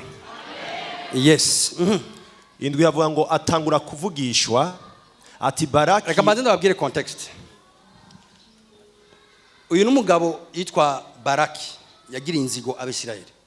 Hama aravuga ati ifoko ababisirayeli ndondera umuntu azi kuvuma neza abamvumire. Hama acaragenda ahigiturire uwitwa Baramu. Aravuga ati Baramu barakuzi wewe hano hose kuri umuntu azi kuvuma. Ati rero akiriye amafaranga uyage. Mbwa birababaje kubona umuntu amenyekana nk'umu expert mu byo kuvumana. Ati wakiriye amafaranga ugenda uyage hama uhagarare hajya ku musozi ubavuma. Reka ndababwire principe ngaha yarimo. Kubavuma egari kuba kintege. Burya umuvumo ni ikintu kimwemo. Ajya amajambo yaragiye kubaturako yagenda bafebrisa, yagenda bamara inkomezi. Hama avuga ati je kugira ndabashoborira ihanga genda ubamvumire. Hama aragenda. Baramu arashika. Amafaranga yatoye ashize mu mfuko arariye. Mviriza rero. Atangura kuvugishwa ati Baramu yankuye muri Aramu. Mviriza kuvuma atangura kuvugishwa. Ahagaze ku musozi nkuko hagutangura kubavuma atangura kuvugishwa. Ati Baraki yankuye muri Aramu, umwami w'Imowabu yankuye mu misozi y'Iburasirazuba. Ati ngwino umvumira ba Yakobo. Ngwino wirabira karanga abisirayeli. Mviriza ntuze. Mviriza rivye giratangura kuvugishwa. Mviriza giragira bavume. Mviriza rero. Novuma nte abimana itavumye. Novuma nte abimana itavumye. Abantu yavumye mu mbwire amen. Abantu Imana yavumye bari ngaha mu mbwire amen. Mwese ntiyabavumye. None ninde wavuma? Amen. Oya nari kumva amen basi. None nimba itakuvumye. Iyi ni principe ngaha yari bey. Yavuze ati no bishobora gute kuvuma abimana itavumye. Aje mbere ndatekanye. Ego je ndatekanye. Oya none ninde azobishobora kumvuma Imana itamvumye.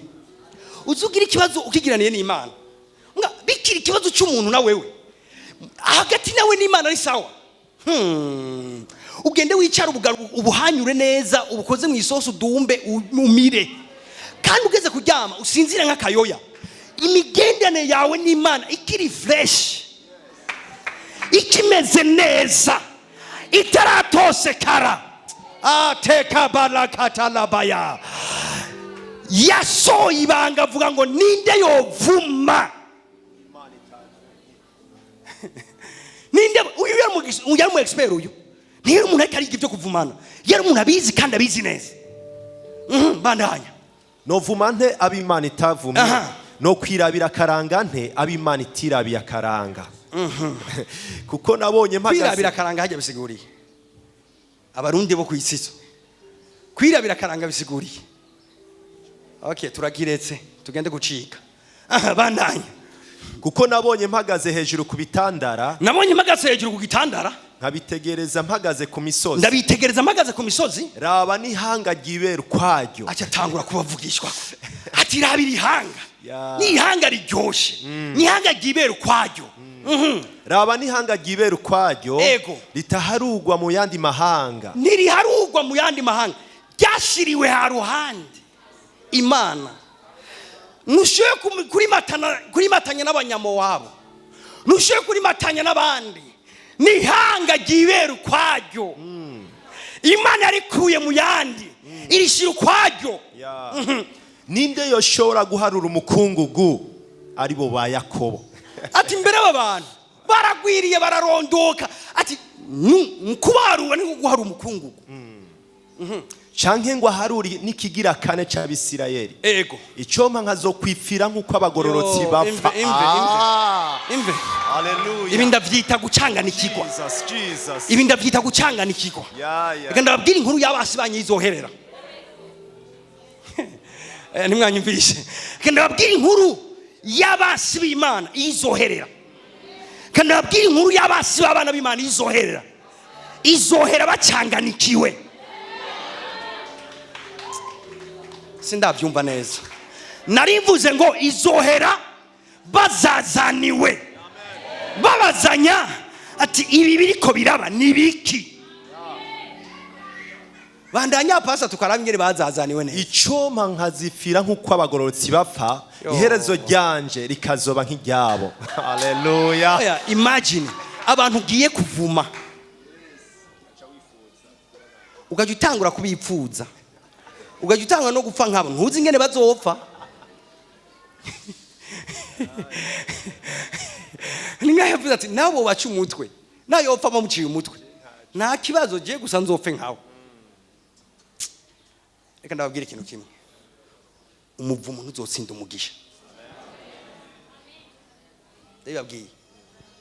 ndabibabwiye umuvumo ntushoboye gutsinda umugisha nkuko umwijima udashoboye gutsinda umuco niko umuvumo udashoboye gutsinda umugisha nkuko ikinyoma kidashoboye gutsinda ukuri niko umuvumo utazotsinda umugisha impossible. Cumi na rimwe havuga ngo maze barakabaza Baramu subira ubwire mugenzi ati confusion Maraki yaraza ati Baramu firiko agira nibiki era ibintu yamubajije sorry era ibintu yamubajije atunkoreye iki ati vraiment Baramu je ndiko ndabona umunsi umwe abasi bawe basubira mu kanama bati none vraiment mbege twari twavuganye iki tuvugane neza hajya nari nagutumye iki hajya wese nagutumye guherengeteza umuryango ku buryo akanakana nakamazopfa ronse hajya wowe wa demoni wege sinagutumye kubasarisha bose mu muryango bose basare none Anita ko yavuyemo none Eric ko atasaze none kuruvyaro gwe gwidegembya none wagicaniro we wese nagutumye gukenesha umuryango wose none ko nakata atakenye vyagenze gute sinagutumye gusubiza hasi abantu bose none ko nakata subira hasi nawe uzobabwira ati umuvumo ntushoboye gutsinda umugisha maze Baraki abaza Baramu atunkoreye iki nakuzaniye kumvumira abasi none urabahezagiye gusa nta n'umuvumo n'umwe ubashizeko urabahezagiye gusa muragahezagirwa n'uhoraho mu izina rya Yesu muragashirwa hejuru n'Imana ya Yakobo mu izina rya Yesu Kristo murakagurirwa imbibe n'Imana ya Isirayeli mu izina rya Yesu Kristo muragahabwa umugisha n'Imana ya Isirayeli muragashirwa hejuru n'Imana ya Isirayeli murakaguka ni kubw'Imana ya Isirayeli mu izina rya Yesu semera amena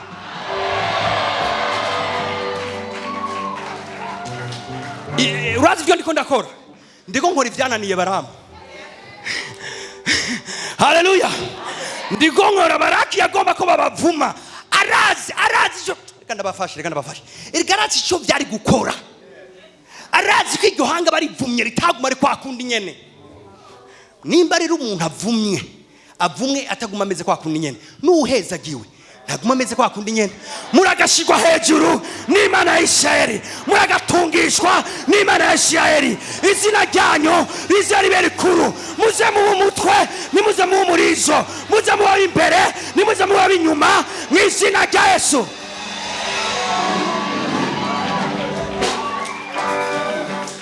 Aba bagabo barabitahura icyari cy'umuhezagiro, baratahura n'icyari cyo umuvumo.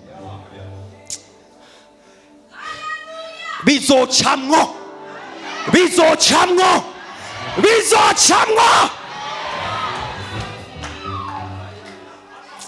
mugana gumye numva akantu confusion muri kaya base, confusion aho babazanya ati mbe hajya twapanze iki, mbe hajya handitswe iki, mbega cyagiye twari mu kanama ni giki twashinze, zana peve zana turabi ibyo twashinze, mbega ibi uwo twabitumye yarabikoze, ateka novuma b'Imana itavumye, ati mbega noshira hasi ab'Imana ikiyashira hejuru, mbega nokenesha uw'Imana ikiyatungisha, mbega nogirira nabi uw'Imana ikigirira neza. Confusion.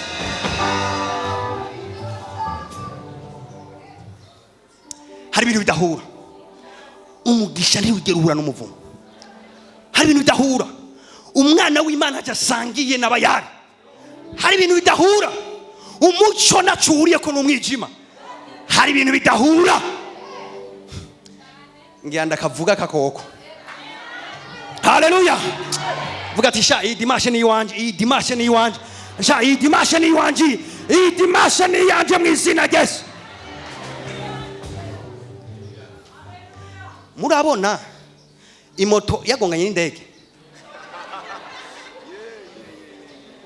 murabibona? Murabona ubwato bwagonganye n'imodoka, urazi igituma? Reka ndakubwira, uwakoze imoto yaciye akora ibarabara, uwakoze indege yayiremeye ikirere. Ayo maksida nakunda.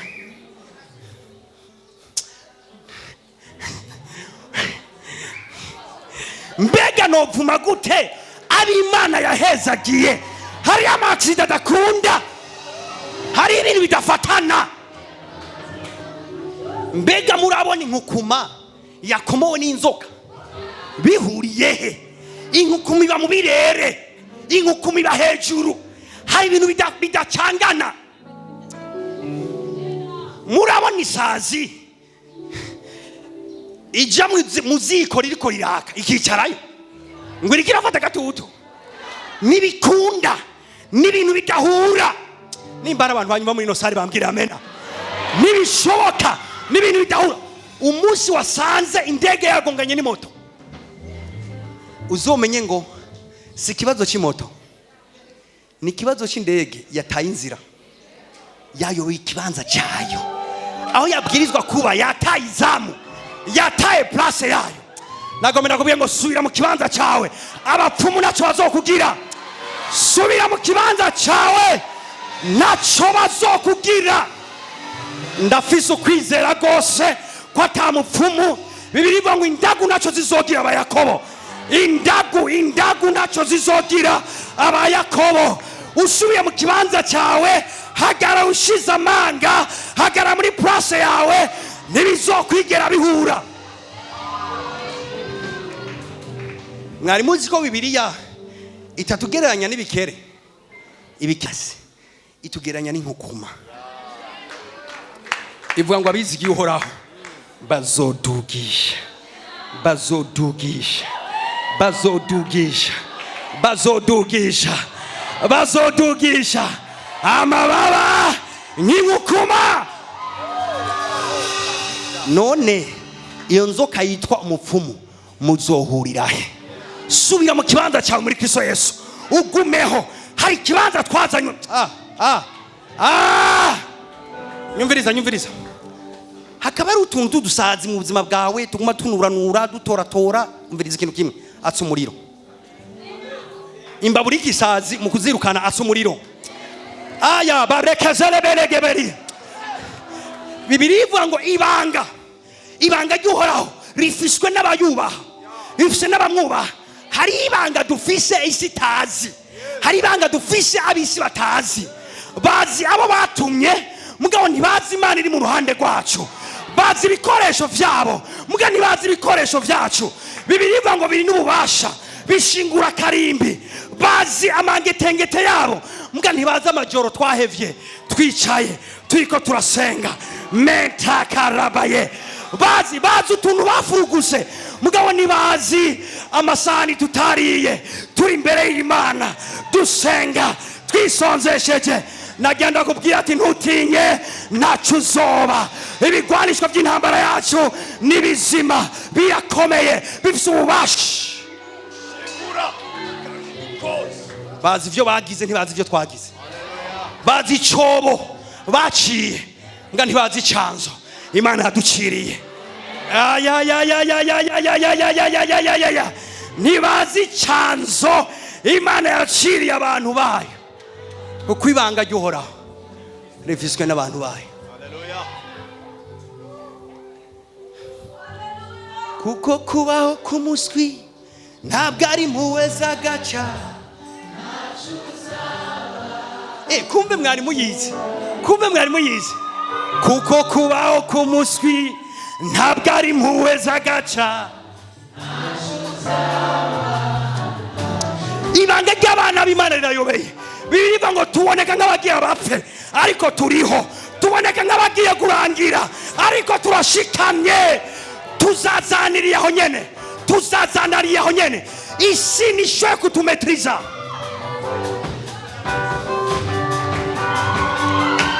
Nimwitambire mushime Imana. Yesu ni muzima.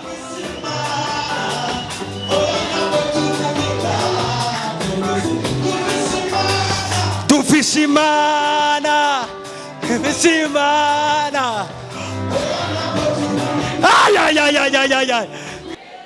Yamere umuntu yerezima gato. Ikintu cyambere ivyo kuracamwe ibintu bibi ubona mu buzima bwawe Imana nta ruhari bifisemo. That number 1. Hallelujah. Iki wacakiriye tuko twavansa neza. Ica kabiri Imana igufise ko umugambi w'iki w'amahoro. Ntuze wigera uduta peu importe ivyo. Ntuze wigera uduta iki kintu. Imana igufise ko umugambi w'amahoro. Hallelujah. Mwari muzi yuko ikinogo bataye mu Yosefu nticyagarisa umugambi Imana yimufiseko. Ahubwo yagikreye inzira yo kumushikana mu mugambi wayo. Rero ivyo urimwo ntibave kudutisha. Wiyumvire ngo Imana yo bitangize ko umugambi mwiza. Oya igufise ko umugambi w'amahoro. Hama nako ndavuga itegeko rya determination mu kwakira ivyo Imana yagusezeraniye. Bibiliya iratomoye ivuga ko ivyo ubwami bw'Imana babinyakurisha ubuhizi. Ntibabitora vyoroshe, barabinyakura. Kandi abahizi nibo babinyakura, nibo bavyakira. Hano nako nderekana abantu batandukanye babaye abahizi, abantu biciriye inzira, abantu Yesu mbere atari yahaye amahigwe. Hano yashikiye aramubwira ngo nkiza atoya ari uwo ngiye gufasha. Aramubwira atoya nkiza aramukiza. Naho wamenga siwe yaraje agamije. Hari abantu bamukatishije kubera kwizera kwabo. Alors iyi determination n'ikintu gikomeye gose. Ihagurutsa muri wewe akantu ko ndavuga ngo no ikintu ndavuze no kuri cyo, ikintu ndavuze no kuri cyo, ikintu ndavuze no kuri cyo. Hallelujah. Hama ko ndavuga ko ubugi Imana yishura ku bintu bitandukanye. Hari ibintu Imana ikora TikTok igitangaza uko barashakiriye. Ngari ibintu Imana mu kuvyishura itanga iciyumviro. Juste iciyumviro kikaza, hama ico ciyumviro kikavamwo inyishu y'Imana ihoraho. Hari ibindi Imana mu kuvyishura iguhuza n'umuntu. Mugihura urashobora kutacumenya ngo ni gitangaza nakiriye. Mugari abantu twahuye cyari gitangaza nyene twasengeye. Mu buzima ugahura n'umuntu ugasanga ico nyene nico cyari gitangaza. Niyo nyishu nico Imana yishurishije. Hama hariho nibindi nikindi gihe usanga Imana mu kwishura juste ikweresa inzira ati ca muri inzira. Ca muri inzira iyireke ca muri iyi. donc inyishu z'Imana zishoboye kuza mu buryo bwinshi mbwa n'ibindi Imana ikora mu buryo bwihuse gutyo nyene pa cyane cyane igihe ari ibintu bifatanye na besoin iri ntasubirizwa besoin shatse kuvuga ni kintu ukeneye nyene kandi ukeneye ubona ati ubuzima nishoboye kubandanya ibintu bimeze gutya ivuga ko mbanza kubaho kugira ngo nizerere ibikurikira hama nkore ntera imbere nkore nagure ngira ibintu byinshi so mugabo hari ibintu nyene Imana ikemura byihuta mu buryo bwihuta juste kugira ngo umuntu ashoboye kubandanya ariho icyo biriva ngo Imana yanje izomara ubukene bwanyu bwose rero nagomba twinjire mu mwanya wo gusenga ukomeye gose haleluya haleluya kama twinjiye mu mwanya wo gusenga ukomeye cyane imbere yuko dusenga nagomba turaza gufatanya mu gusenga nagomba nza ndakubwira iki kintu biriva ngo ukwizera kubuzemo ibikorwa kuba gufuye mwumvize ngene ukwizera gukora ukwizera ntikurindira ukwizera kuri active kwizera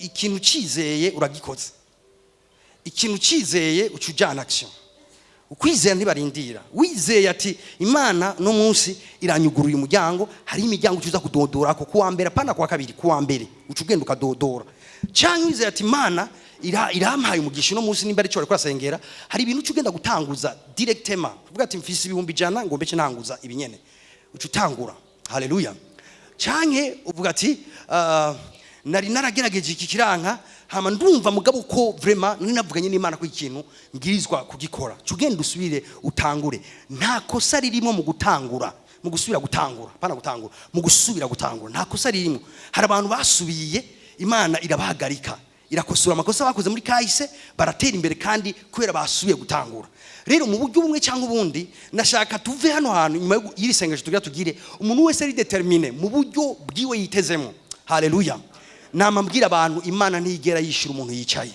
Imana yamitabara umuntu ahagurutse tuvyaguruke